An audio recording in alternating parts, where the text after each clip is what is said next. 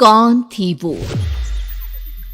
मैं 8 महीने की प्रेग्नेंट थी और अपनी डिलीवरी के लिए अपने मायके गई थी। माँ ने मुझे फोन पर बताया, घर के पीछे की तरफ जो खाली जमीन थी ना, वहां पर एक नया कमरा बनवा लिया है। इतने सालों के बाद जैसे ही अपने घर में कदम रखा, कुछ अलग सा लगा। माँ, ये घर के पीछे की तरफ नया कमरा बनवाने की क्या जरूरत थी? अरे बेटा, घर के पीछे दूर दूर तक खाली जमीन है। तेरे पापा को कई दिनों से लग रहा था कि यहाँ पर एक कमरा बनवा लेंगे तो ताजा हवा मिल जाया करेगी। अब तो ये सब छोड़ और चल जल्दी से दूध पी ले। माँ, मैं थोड़ी देर में पी लूंगी, आप सो जाओ। मैंने दूध का गिलास उठाकर उस खिड़की में रख दिया। पता नहीं कब आंख लग गई। अचानक से खिड़की के पल्लों के खड़कने की तेज आवाज आई। दूध का गिलास धड़ाम से जमीन पर आ गिरा। जमीन पर गिरते ही दूध का रंग लाल हो चुका था। मैंने खिड़की से झांक कर बाहर देखा। चारों तरफ धुप अंधेरा था। उस अंधेरे की तरफ से कुछ आवाजें आ रही थी, जैसे छोटे बच्चे आपस में खिलखिलाकर मस्ती कर रहे हो।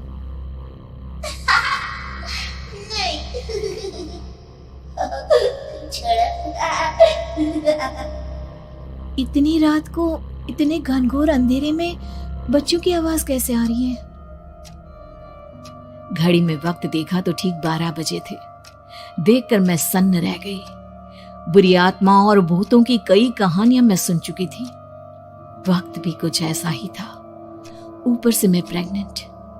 सुना था कि ऐसे वक्त में अक्सर बुरी आत्माएं औरतों का पीछा करती है, तो क्या मेरे पीछे भी?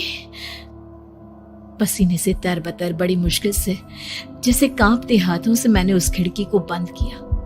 जल्दी से जल्दी उस कमरे से बाहर निकलकर माँ के पास जाने के बारे में सोचा, लेकिन जैसे ही दरवाजे की तरफ पलटी, लगा कोई साया हवा की स्पीड से दरवाजे के सामने से गुजर गया। मेरे गले में अटक कर रह गई। मैं जोर से चीख कर माँ को बुलाना चाहती थी, लेकिन वो आवाज खुद मेरे कानों तक नहीं पहुंच पा रही थी। तो माँ तक कैसे पहुंचती? खिड़की के पल्ले एक बार फिर तेज हवा के झोंके से धड़ाम करके खुल गया और पूरी ताकत से मैं चीख पड़ी। जानती थी मेरी चीख की आवाज सुनकर कुछ ही सेकंड में माँ वहां पहुंच जाएगी, लेकिन ऐसा कुछ हुआ ही नहीं। मेरा कलेजा डर के मारे फटा जा रहा था। आखिर माँ ने मेरी आवाज क्यों नहीं सुनी? इतनी गहरी नींद में तो माँ कभी नहीं सोती। ठीक पीछे खुली हुई वो खिड़की। मुझ में इतनी ताकत नहीं बची थी कि मैं पलटकर उस तरफ देख भी सकूं। हवा का एक सनसनाता हुआ झोंका उसी वक्त मेरे कानों से आकर टकराया। लगा जैसे किसी ने दबी हुई आवाज में धीरे से मुझसे कहा, चली जाओ यहाँ से। मैंने दोनों हाथ अपने कानों पर रख लिए और एक बार फिर ताकत लगाकर जोर से चीखने की कोशिश की। माँ! पापा! मेरी आवाज उस कमरे की दीवारों से टकराकर वापस मुझे ही सुनाई दे रही थी। जितनी ताकत के साथ मैंने चीखने की कोशिश की थी, कुछ ही देर बाद उससे कहीं ज्यादा तेज और दर्दनाक चीख मुझे सुनाई देने लगी। कि आवाज ठीक मेरे पीछे खिड़की से आ रही थी। वो आवाज मेरे कानों में पिघलते हुए लोहे की तरह गिर रही थी। उन आवाजों में हैवानियत थी। वो आवाजें किसी इंसान की नहीं है, इतना मैं समझ चुकी थी। कांप रहे हाथों से मैंने अंधेरे में कुछ ढूंढने की कोशिश की। तभी अचानक मेरा हाथ बेड पर रखी टॉर्च पर पड़ा। किसी तरह ताकत लगाकर टॉर्च का बटन ऑन किया, लेकिन ये क्या? सामने दरवाजे पर 3 छोटी लड़कियां खड़ी हुई थी। उनके हाथ में स्टील के चमचमाते हुए चाकू थे।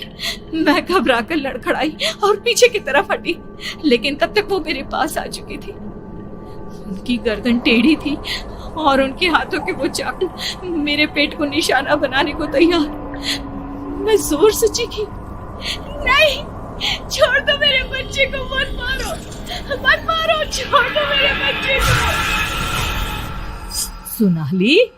सोनाली, क्या हुआ बेटा? तू इतनी डरी हुई क्यों है? उठ बेटा, क्या हुआ? हड़बड़ाकर मैंने अपनी आंखें खोली।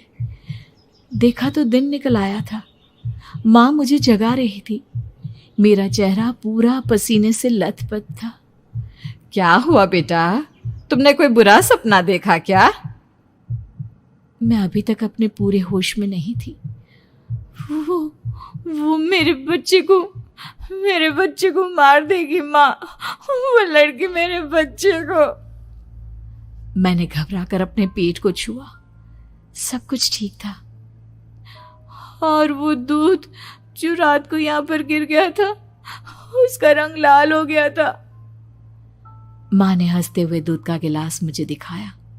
तुमने दूध पिया ही नहीं, पूरा का पूरा ऐसे ही रखा हुआ है।